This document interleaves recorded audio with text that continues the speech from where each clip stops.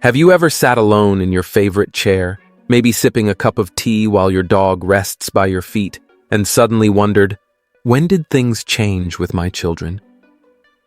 You devoted your entire life to raising them, your love, your time, your strength, yet now, somehow, you feel like an outsider in your own family.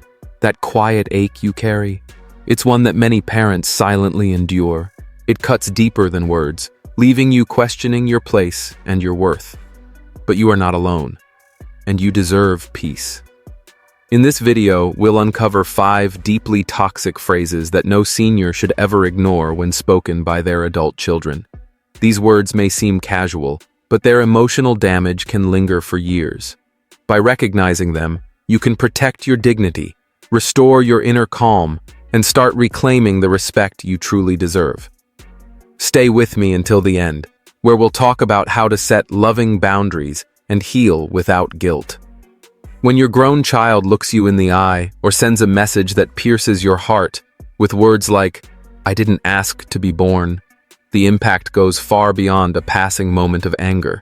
It's a wound that challenges the very love that once held your family together.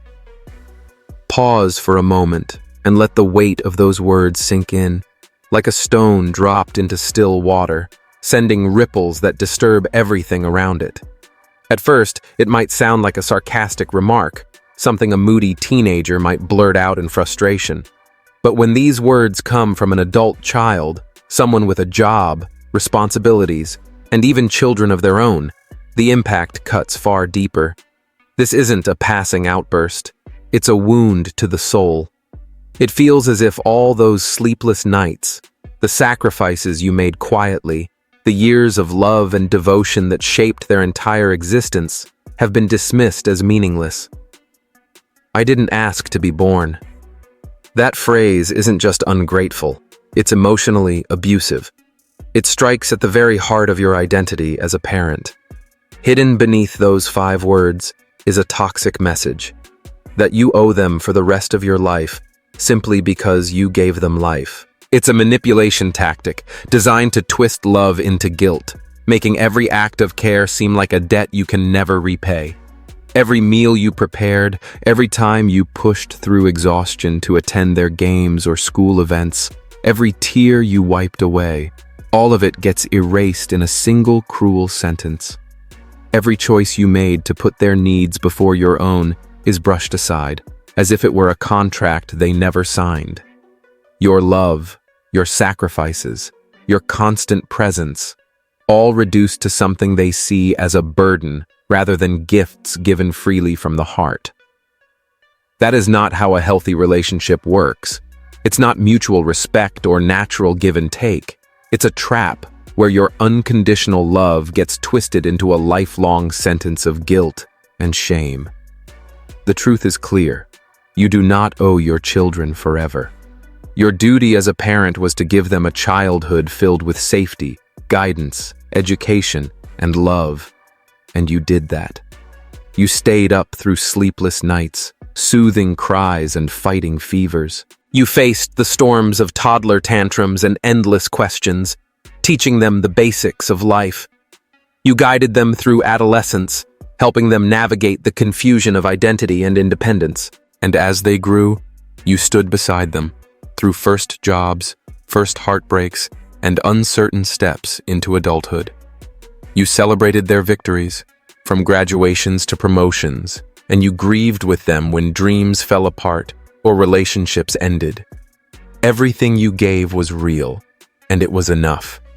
You gave them the very best you could with the resources, knowledge, and strength you had.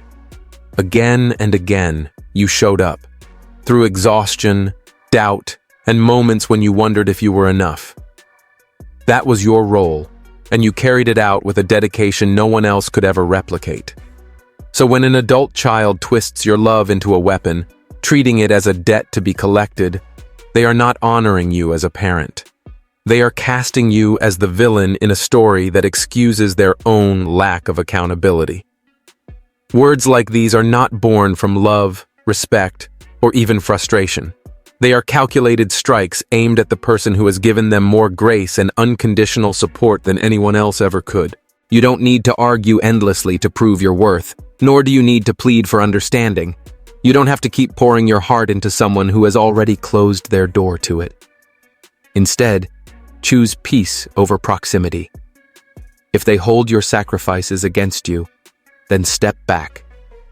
You are not defined by their blindness to your worth, and you deserve far more than begging for affection or living under the weight of their disapproval. Your value as a parent and as a human being is not dependent on their validation. Now consider another phrase that cuts just as sharply, often cloaked in a casual tone or even a smile. You're lucky I even talk to you. Those words hit like a blow, don't they? Because they don't just hint that your presence in their life is optional. They state it outright, as if your role is nothing more than a privilege they choose to grant. When an adult child says this, whether bluntly or through subtle hints, the message is clear. Your place in their world is fragile, something they extend out of pity or obligation.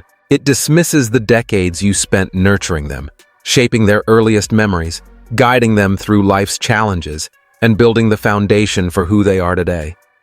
All of that is reduced, erased by a single sentence.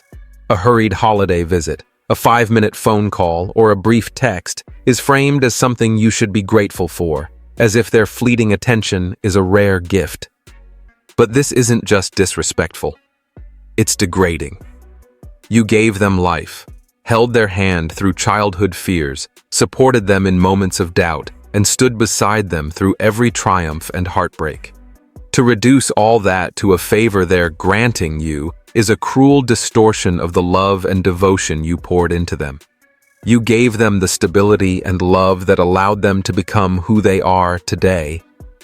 Yet they behave as though acknowledging you is an act of generosity, as if you should be grateful for the smallest scraps of their time or affection. And if you dare ask for more warmth, more connection, more moments together, they make you feel as though you're asking for the impossible, when all you want is a flicker of genuine care, a trace of the bond you once shared. This is emotional control, subtle yet powerful, placing them as the gatekeeper of love while casting you as a beggar at their door. It's a distortion that robs you of dignity, making you feel small and undeserving for simply wanting respect and care. But you are not a beggar. You are a parent who poured heart, soul, and countless hours into raising a child. You don't expect lifelong allegiance, but you do deserve kindness, respect, and reciprocity. Because relationships, even with your adult children, must be a two-way street. If you find yourself walking on eggshells, afraid of rejection, constantly giving just to hold on to a fragile connection, it's time to stop and ask, what am I really gaining from this? If the answer is only stress, shame, and sorrow, then that's not a relationship. It's emotional blackmail, slowly eroding your sense of worth and leaving you feeling like a bystander in your own life. You deserve far more than sporadic, reluctant affection. You deserve consistency, kindness, and to be valued as a person of worth, not treated as though you're lucky to be remembered at all. Yes, people say things in anger, and we've all spoken words we regret in heated moments. But when such words become a pattern, when your child repeatedly makes you feel as if their love is a prize to be earned or a debt you must repay, it's time to question the connection you're holding on to. You are not obligated to accept a relationship that leaves you feeling small. No matter the history you share or the depth of your love, your role as a parent was to equip them to face the world, not to carry their resentment or emotional manipulation for the rest of your life. Protect your peace, honor your worth, surround yourself with those, family, friends, or community, who see you clearly, value your presence, and respond with the same love and respect you've always given. You are not defined by your child's failure to recognize your sacrifices, and you are under no obligation to cling to a bond that leaves you feeling less than whole. Let go of the guilt, release the constant need for their approval, and step into a life where your heart is finally met with the same care you've always given. You deserve nothing less. Then comes another phrase that cuts with surgical precision, disguised as wisdom but often used as a weapon. You need to respect my boundaries. On the surface, it sounds reasonable, even progressive. After all, boundaries are an essential part of healthy relationships. Everyone, including your adult children, has the right to establish limits, create emotional space, and protect their well-being. But there's a painful difference between healthy boundaries and impenetrable walls, between true self-care and emotional punishment. When a so-called boundary translates into weeks, months, or even years of silence, calls ignored, messages dismissed, visits denied, it's no longer a boundary. It becomes abandonment, wrapped in the language of self-help. Yes, it's valid for a child to need space, especially when there's conflict or unresolved pain. Relationships between parents and adult children are rarely without tension. But when silence becomes the default response, it stops being healing and starts being harmful, leaving parents shut out without explanation or closure. Disagreements between parents and children are natural, over values, life choices, or even old wounds. Sometimes, taking a step back can be healthy, giving both sides the chance to reflect, heal, and gain perspective. But when boundaries are twisted into tools of isolation, used to punish you for speaking your truth, or to control the relationship through silence, that is no longer self-protection. It becomes emotional manipulation disguised as empowerment. What makes it so painful is how convincing it sounds, not only to your child, but to those around them. They may rally friends, partners, or even therapists to support their stance, using phrases like, "I'm protecting my peace," or "I'm going no contact for my mental health." In today's culture, these words resonate as unshakable truths. Yet for you, the parent left behind, it feels like a profound betrayal of the bond you nurtured for decades. You stand in the silence, haunted by memories of sleepless nights, sacrifices, and moments of pride and worry, questioning where things went wrong. Every unanswered call cuts deeper, and the quiet phone becomes a symbol of a love once taken for granted. You may find yourself asking, who is protecting your peace? Who is caring for your mental health as you endure the ache of a fractured relationship? The truth is, real boundaries are meant to build respect and understanding, not to turn distance into a weapon or silence into punishment. Boundaries should be about creating space where both sides can thrive, communicate honestly, and respect one another, not about casting you as the villain simply for wanting to stay connected. If your child's boundaries feel like a one-way street that shuts you out, you are allowed to respond, not with anger, but with dignity and self-respect. You can say, "I love you, but I won't be treated as an enemy for wanting a relationship." Boundaries work both ways, and you have every right to set your own to shield your heart from rejection, silence, and the exhaustion of chasing affection that isn't returned. If your child needs distance, respect it, but don't let guilt convince you that the break is entirely your fault.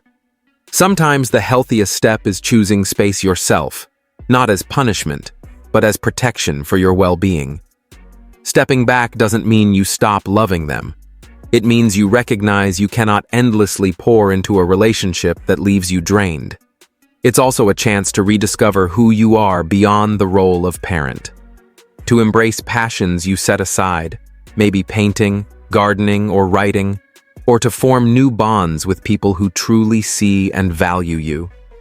It's a chance to reclaim your sense of worth, not defined by your child's approval, but by your own value as someone who has lived, loved, and endured life's challenges.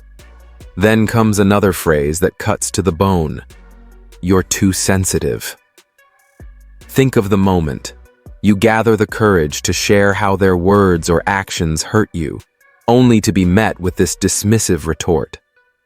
At first, it may sound trivial, but when spoken by your own child in the middle of a vulnerable, heart-on-the-table conversation, it feels like a slap in the face. This isn't just a passing remark. It's invalidating, a rejection of your right to feel pain. You're not too sensitive for being hurt. You're simply human. You reached out, risking vulnerability to preserve a bond that matters deeply to you, only to have your feelings brushed aside as weakness. The phrase itself works like a subtle manipulation. By labeling you as overly emotional, your child shifts the focus away from their behavior and onto your reaction. The hurt they caused is no longer the issue. Suddenly, it's about your supposed flaws. Maybe it's a harsh comment, a cold dismissal, or a refusal to engage. Somehow, the focus shifts to your so-called weakness, your overreaction, your inability to handle their behavior with perfect detachment. This tactic leaves you second-guessing yourself, wondering if your pain is valid or if your feelings are nothing more than a burden. But let's be clear, your hurt is real, and it is not a flaw. It shows how much you've invested in the relationship, how willing you are to speak honestly, and how brave you are to open your heart, even when it risks being dismissed. There's no age limit on dignity, no expiration date on the right to be treated with respect. Whether you're 60, 75, or 90, you've earned the right to say, "That hurt me," without shame or ridicule.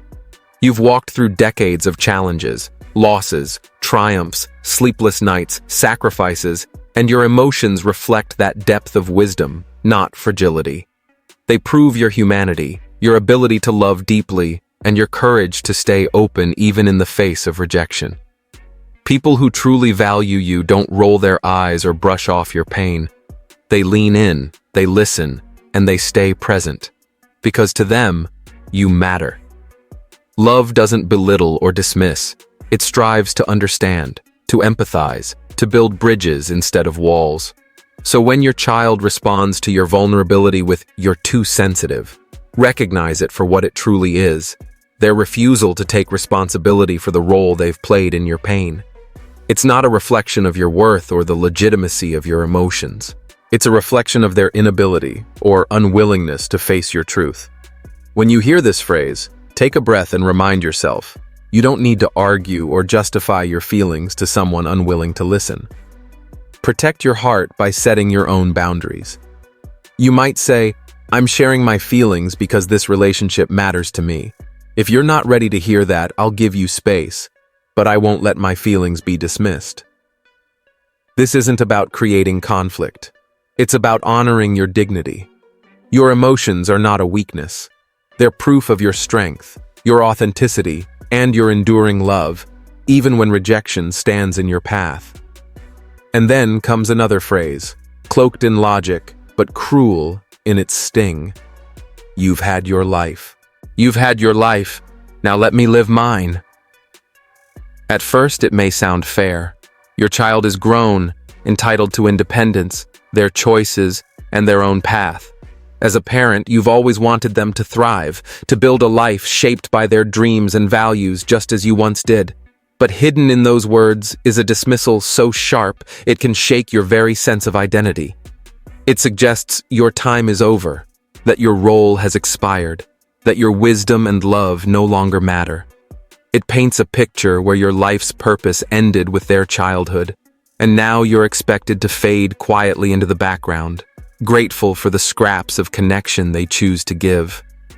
This phrase stings because it reduces your devotion to a transaction, as if decades of sleepless nights, financial sacrifices, and emotional support were merely a job you've now retired from.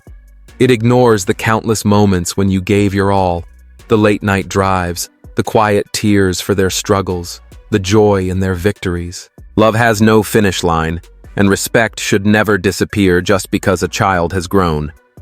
Adulthood should strengthen the bond between parent and child, built on gratitude, understanding, and appreciation for the journey you've shared. Your child's independence reflects the foundation you gave them, not a signal that your worth has faded.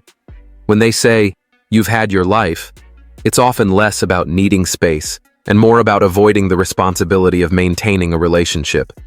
It's a way to justify distance, disguising withdrawal as a natural part of growing up. But you are not a chapter that's closed or a relic of the past. You are a living, breathing person with wisdom, experiences, and love that still matter. Your presence isn't a burden, and your longing for connection is not an imposition. If they can't see your value, you don't need to beg for approval. You can love them from afar, wish them well, and still guard your peace. You're not obsolete or a footnote in their story. You are still here, still growing, still valuable. Parenthood evolves, but it doesn't end. Part of that evolution is choosing your own well-being when the relationship turns one-sided. That may mean investing in what brings you joy, volunteering, traveling, reconnecting with old friends, or embracing quiet reflection that reminds you of your strength. Your worth has never depended on their gratitude or their willingness to keep you close. It's about embracing your own journey, with all its richness and depth, and refusing to let their choices define your value. Here lies one of the hardest truths parents must face. Love does not always guarantee gratitude, and even your very best efforts may not lead to a child who honors you. Despite sleepless nights, financial sacrifices, and years of putting their needs before your own, they may still choose distance, coldness, or even disrespect. That reality cuts deeply, feeling like a betrayal of all you gave: your energy, your patience, your guidance through life's storms. Yet their choices are not a reflection of your worth as a parent or as a person. They are a reflection of their own struggles, decisions, and the path they've chosen. What you can control is not their behavior, but your response. With age comes clarity, the awareness of time's preciousness, the fragility of energy, and the wisdom to protect your peace.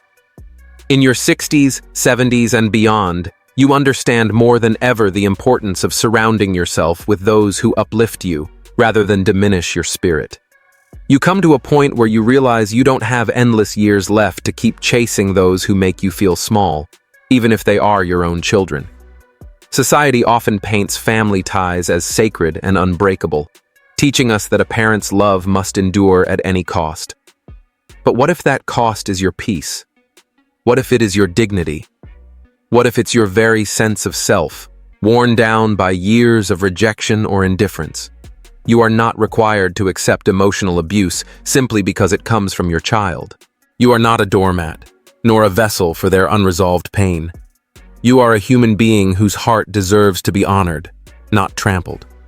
If your child's words or actions repeatedly leave you feeling unworthy, it's not only acceptable, it's necessary to draw your own boundaries. It's okay to say, "I love you, but I will not beg to be loved in return." Choosing yourself doesn't mean acting from anger. It means protecting your well-being with self-respect and clarity. And remember, prioritizing yourself doesn't always mean cutting ties completely. But for some, after years of hurt, stepping back may be the only path to healing. It means taking back your emotional space and refusing to let their moods or choices define your worth. It means redirecting your energy toward people, places, and pursuits that truly bring you joy and remind you of your value. Maybe it's deepening friendships that have stood the test of time, exploring new hobbies that spark curiosity, painting, hiking, writing, or joining a community that welcomes and celebrates you. Sometimes, it's as simple as savoring a quiet morning with a warm cup of coffee, rediscovering the peace of your own company. Your story doesn't end because your child chooses distance. It continues to evolve, and it's yours to shape. If your heart feels heavy, remember you are not alone. Many parents have given everything, time, love, resources, only to be met with silence, sarcasm, or rejection. The pain of that disconnection is real, and it's natural to grieve the relationship you longed for. Allow yourself to feel the loss, to mourn the vision of a closer bond that never came to be. But don't let that grief define who you are. Your worth isn't measured by their gratitude, the number of their calls, or their recognition of your sacrifices. You are enough, not because of what you did for them, but because of who you are. Someone who has loved fiercely, endured, and grown. Take a deep breath. Release guilt that was never yours. Step out of the role that became a cage and move gently toward a life that honors your heart. Seek people who see your light, friends who laugh with you, communities that welcome you, even kind strangers who reflect your shared humanity. Find places that feel like home, from a favorite park or a cozy bookstore to the quiet of your living room. Savor the reminders of your strength, A sunrise, a small victory, a day well lived. Your peace isn't selfish, it's sacred. These years are yours to claim with grace, with courage, and with the quiet confidence that you have always been enough. What resonated most today? Protecting your peace, setting kinder boundaries, or remembering your worth isn't defined by anyone else, not even your children. Take a moment to reflect and share one lesson you'll put into practice in the comments. Your story matters, and your voice deserves to be heard. Here's to your dignity, your healing, and your ongoing journey toward peace. Wishing you health, happiness, and serenity, and remember to subscribe to my Healthy Aging Blueprint channel.